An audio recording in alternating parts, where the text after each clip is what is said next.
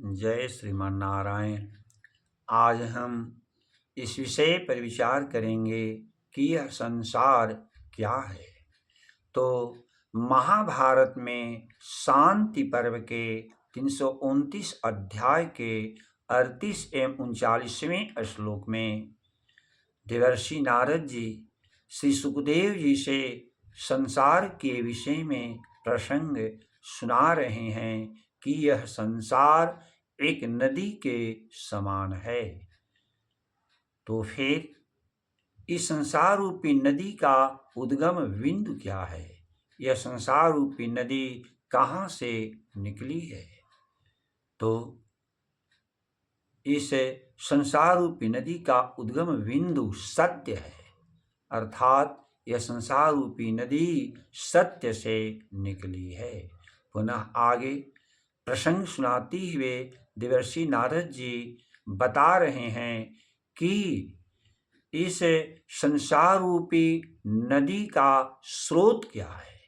तो मन ही स्रोत है, जिस स्रोत से यह संसार रूपी नदी प्रवाहित हो रही है और स्पर्श ही इस संसार रूपी नदी का द्वीप है।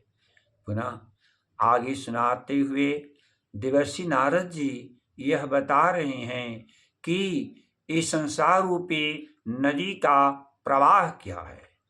तो रस ही इस संसार रूपी नदी का प्रवाह है, अर्थात इस संसार में जो आनंद की अनुभूति है वही इस संसार रूपी नदी का प्रवाह है।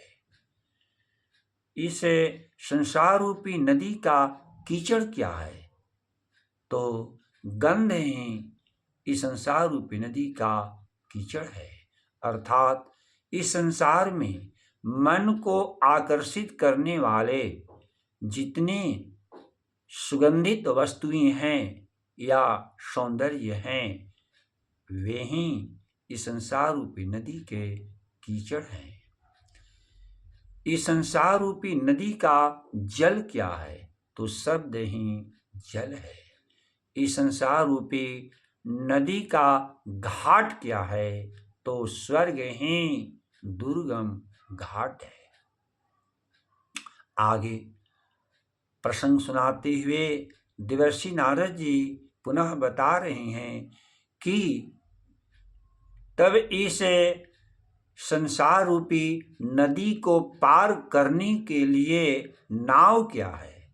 तो शरीर ही यह नाव है। तो फिर इस शरीर रूपी नाव को खेने वाली लग्गी क्या है? तो क्षमा ही लग्गी है। तो इस शरीर रूपी नाव का रस्सी क्या है? तो सत्य ही रस्सी है।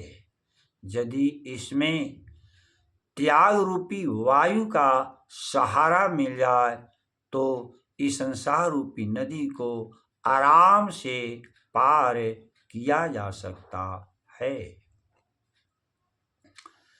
रूपकुलां मनः श्रोतां स्पर्शद्विपरसावहां गंधपंकां शब्दजलां स्वर्गमार्गदुरावहां क्षमारित्रां सत्यमयीं धर्मस्थैर्यवतारकं त्यागवाताध्वगां शीघ्रां नौकायां ताम नदीं तरेत्।